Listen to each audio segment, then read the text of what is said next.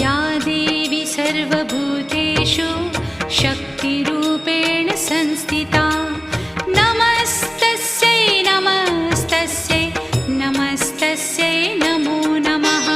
या देवी सर्वभूतेषु तृष्णारूपेण संस्थिता नमस्तस्यै नमस्तस्यै नमस्तस्यै नमो नमः। या देवी सर्वभूतेषु क्षान्तिरूपेण संस्थिता